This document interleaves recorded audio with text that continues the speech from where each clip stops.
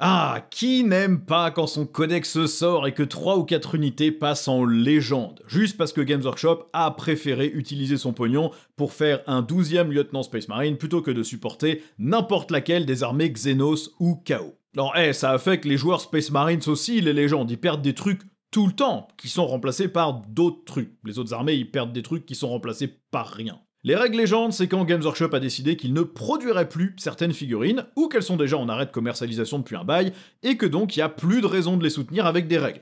Le but, c'est de pas trop complexifier le jeu pour le petit Timéo qui comprendrait pas si on lui disait qu'il peut pas acheter cette figurine, mais qu'elle est quand même dans le codex pour les clients qui jouent depuis une année, durant laquelle Timéo n'était encore qu'un smiley coquin dans une conversation entre son père et sa mère. Les règles légendes, c'est un petit rameau d'olivier tendu par Games Workshop pendant qu'ils vous font un gros doigt avec l'autre main. Alors on va en parler aujourd'hui. Alors, déjà une unité légende, où est-ce qu'on la trouve? C'est dans les nouveaux packs de factions que Games Workshop fait, c'est cette très bonne idée de regrouper tous les changements d'une faction dans un seul PDF. Tous? Non, car un dernier petit PDF résiste encore à la consolidation, c'est la Balance Data Slate, il y a plein de changements pour des armées là-dedans qui n'ont pas été mis dans les packs de factions pour une raison mystérieuse. Bon, c'est quand même une bonne idée d'avoir tout consolidé dans un seul PDF, mais il reste du boulot. Donc pour voir les unités légendes, on télécharge son petit PDF de faction et aussi le Munitorum Field Manual pour les points de ces unités. Ces unités sont traitées différemment de celles que vous avez dans les codex ou des datasheets qui sortent en cours d'édition, parce qu'elles ne reçoivent aucune mise à jour une fois leurs fiches publiées, ni en points, ni en règles, et elles ont 99,9% de chances d'être complètement supprimées dans l'édition suivante. En gros, c'est une fiche d'unité qui a une date de péremption à coller dessus. Cela dit, ces unités restent jouables dans la très grande majorité des cas. Toutes les parties hors tournoi peuvent utiliser les unités de légende. Quand vous jouez entre potes, vous n'avez pas besoin de leur demander la permission, c'est totalement normal de les jouer. Et comme les joueurs de tournoi, c'est, je le rappelle, une petite minorité des joueurs de Warhammer 40 000, ça veut dire que dans la très grande majorité des cas, une unité qui passe en légende, elle reste totalement utilisable jusqu'à la fin de l'édition. Et je dis bien utilisable, pas jouable, parce que souvent les règles sont pas folles ou les points sont beaucoup trop élevés. Pas toujours. Non mais les grotesques Drukhari, par exemple, 170 points pour 6 figurines endurant 5, 4 PV insensibles à 5, qui vont balancer 24 attaques de force 8, PA-2, dégâts 2 jumelés sur du 3+, pour toucher, avec touche fatale, pour un seul pion de souffrance, et qui vont en plus infliger un des 3 blessures mortelles sur chaque 4+, pour chaque figurine de grotesque en engagement. En stats c'est 6 BM, mais au max ça en fait 18 quand même. Histoire de bien être dégoûté que cette unité ne soit plus jouable en compétitif, on lui donne des super règles. Par contre, j'aime autant vous dire que mes potes, en partie amicale, ils vont en bouffer des grotesques jusqu'à la fin de l'édition. Légende, c'est donc des unités qu'on ne peut plus acheter, mais qu'on a peut-être encore dans sa collection, qui ont droit à des règles temporairement, mais sans mise à jour. Alors pourquoi ça fait hurler tout le monde quand des unités passent en légende? Bon, déjà, le premier souci, c'est pour les gens qui jouent en tournoi. Tu commences l'édition avec certaines unités, et soudain, t'as plus le droit de les jouer. T'es bon pour refaire ta liste, tes combos, ton entraînement. C'est une partie du plaisir du jeu compétitif, tout ça, mais c'est jamais très plaisant, surtout si l'unité qui part en légende était une pièce maîtresse de ta liste. Je vais encore parler des Drukhari, mais le Belluaire, le maître des bêtes, c'était quand même une pièce de jeu cruciale pour bloquer l'adversaire. On a des trucs qui le font à la place, mais ça fait quand même mal de perdre ça. L'autre gros souci, c'est que c'est une unité qu'on a dans sa collection et qui est maintenant en sursis. Il y a une toute petite chance que dans le futur, Games Workshop la refasse et lui redonne des règles, mais à ce stade, il faudra racheter la nouvelle unité, parce qu'il y a toutes les chances que le socle change, la taille change, les équipements changent, voire même que le nombre de figurines change, et que les vieilles figurines soient plus vraiment légales sur des tables compétitives. Et si vous continuez à les jouer entre potes, il y a aussi des chances que vos potes commencent à râler, parce que si vous continuez à sortir vos microscopiques cétanes quand Games Workshop aura sorti les nouveaux qui sont 5 fois plus gros, forcément c'est pas très fair play, c'est comme jouer avec la première figurine de Gascule au lieu de la nouvelle, c'est pas très équilibré. Mais en vrai, en général, quand ça passe en légende, ça reviendra pas, ça reviendra jamais. Il y aura peut-être un truc qui fait à peu près le même boulot, mais ça sera pas le même look, pas les mêmes armes, donc ça sera juste pas la même unité. Quand une unité passe en légende, on a quelques années ou quelques mois pour lui dire au revoir. Et après, elle va rester au placard, elle va servir d'attrape-poussière ou de pièce de conversation pour draguer. Salut, tu veux voir mon proxy de Beastmaster Drukhari? Ouais, j'ai commencé l'armée quand l'unité était encore jouable. Je sais, c'est super impressionnant. Bon, l'autre gros souci, c'est que maintenant, en tant que joueur, vous allez associer la sortie de votre codex à une mauvaise chose, parce que quand votre codex sort, vous perdez des unités. Au lieu de se réjouir d'avoir plus de règles, plus d'unités et de la motivation pour étendre ou juste jouer son armée préférée, et bah à la place on a un gros sentiment d'avoir payé pour avoir moins. Là encore, mes Drukhari, je paye un codex pour avoir un nouveau personnage et une datasheet divisée en deux en échange de 4 unités qui dégagent des archontes à ressocler, et je compte même pas le Tantalus qui était déjà parti en légende avant même la sortie du codex. Waouh, ce fils coûte seulement 50 € en plus de ma dignité! Bon, associer le moment qui devrait être le plus excitant de l'édition à un truc négatif ou même de la peur, bah c'est pas fou. En plus de ça, on est humain et ça crée donc de la jalousie entre armées, parce que c'est pas un secret que tout le monde n'est pas traité pareil. Autant le Forge World qui passe en légende, c'était attendu, personne n'achetait ces abominations en résine ultra chères, et Games Workshop ne veut plus les produire non plus, donc fallait s'y attendre.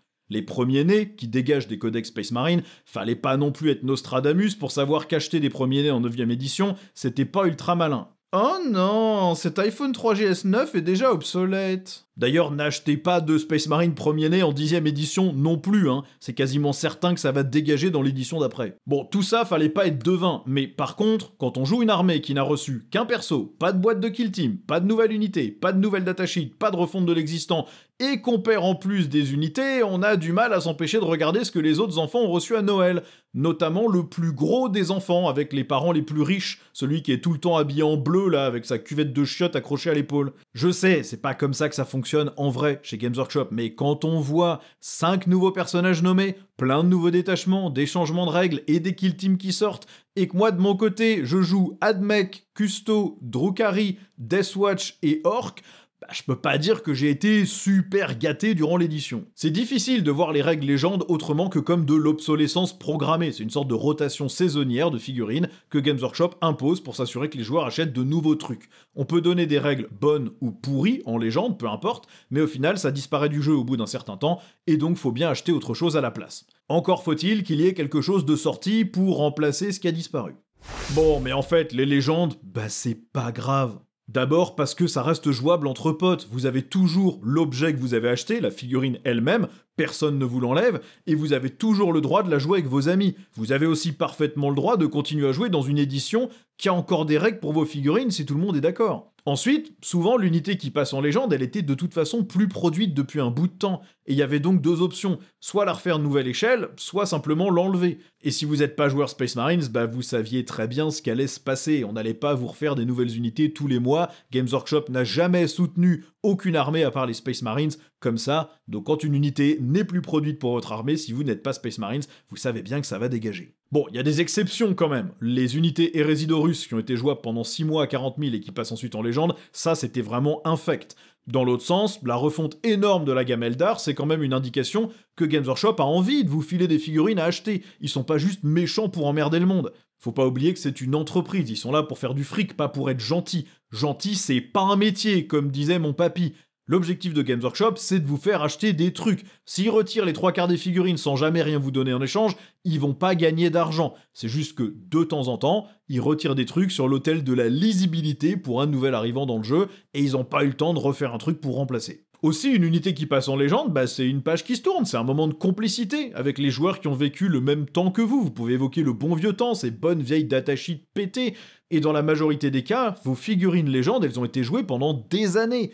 Quand en 11ème édition, les Space Marines vont perdre leurs Rhino et les escouades tactiques, la très grande majorité de ces figurines aura été jouée plus de 10 ans. Ça reste quand même assez rentable pour des boîtes à 50 balles. Et ça coûtait probablement pas 50 balles il y a 10 ans quand ils ont été achetés. Et si vous avez acheté un Rhino pour vos Space Marines ou une escouade tactique en 2025, bon bah vous pouvez vous en prendre qu'à vous-même, c'était quand même pas très compliqué de savoir qu'il y avait toutes les chances que ça dégage dans l'édition d'après. Donc les unités légendes, bah c'est pas grave, c'est l'occasion de tourner votre armée vers un autre style de jeu, vers d'autres figurines, vers d'autres listes. Peut-être que vos potes ils en avaient marre, que vous jouiez une armée de premiers-nés que vous aviez peint quand vous aviez 9 ans, au lieu d'accepter les Primaris.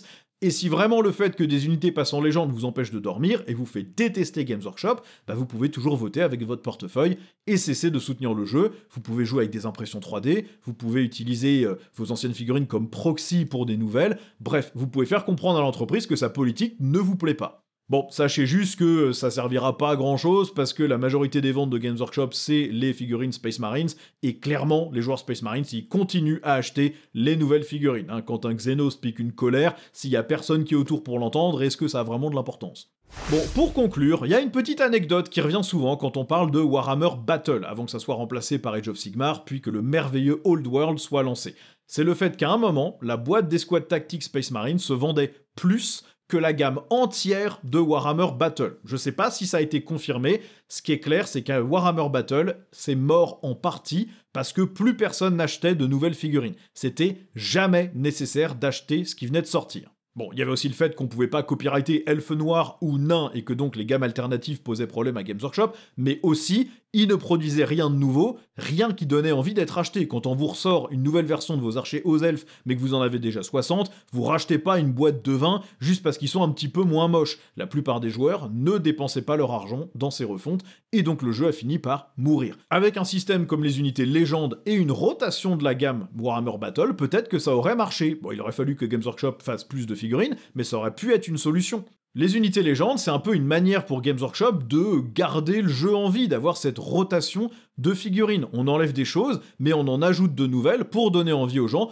de continuer à acheter. Commercialement, je peux comprendre que ça agace, mais il faut aussi voir que c'est grâce à ça que le jeu continue à vivre. S'il y avait que des nouvelles unités ou des remplacements d'existantes, mais que rien disparaissait jamais, il y a plein de joueurs qui achèteraient jamais rien de nouveau. Est-ce que c'est éthique? Bof, probablement pas, mais faut aussi voir que c'est aussi la 10e édition qui donne l'impression que ça a été un vrai carnage d'unités légendes. On était sur cette espèce de point de pivot où Games Workshop a dit le Forge World c'est fini, donc toutes les unités Forge World quasiment ont disparu de tous les codex, pour certaines armées c'était beaucoup. Il y avait la fin de cette transition des figurines Finecast où Games Workshop n'a pas eu le temps ou pas eu envie de tout refaire en plastique et donc tout le Finecast a fini par dégager aussi parce qu'ils pouvaient plus le produire et le vendre. Et puis il y a aussi la fin de la primarisation des Space Marines qui a commencé en quoi 7e ou 8e édition où il reste très peu de premiers-nés mais il en reste encore un peu donc cette tendance va continuer en 11e édition aussi.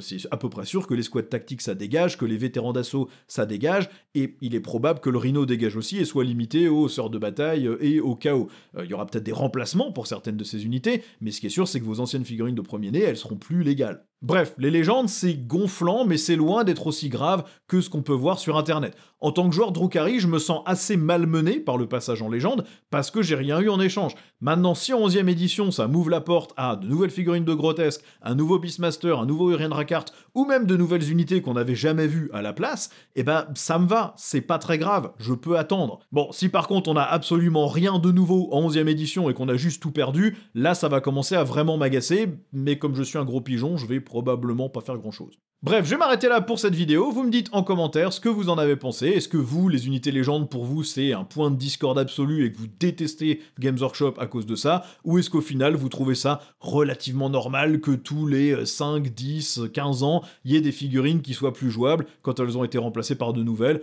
ou juste qui disparaissent de la gamme. Vous me direz ce que vous en pensez en commentaire. Je vous rappelle quand même que si vous avez besoin d'acheter de nouvelles figurines, eh bien j'ai toujours le partenariat avec MyHobbyPlace, ça, super transition. Vous pouvez dépenser moins que sur le site de Games parce qu'ils vendent tout à entre moins 15 et moins 20% quasiment, et à chaque fois que vous sélectionnez ma chaîne au moment de payer, eh bien ça va me reverser une petite partie de ce que vous avez donné à MyHobbyPlace sous forme de commission, ce qui me permet de continuer à faire ces vidéos. Merci à tous d'avoir regardé, et je vous dis à la prochaine pour une nouvelle vidéo. Ciao!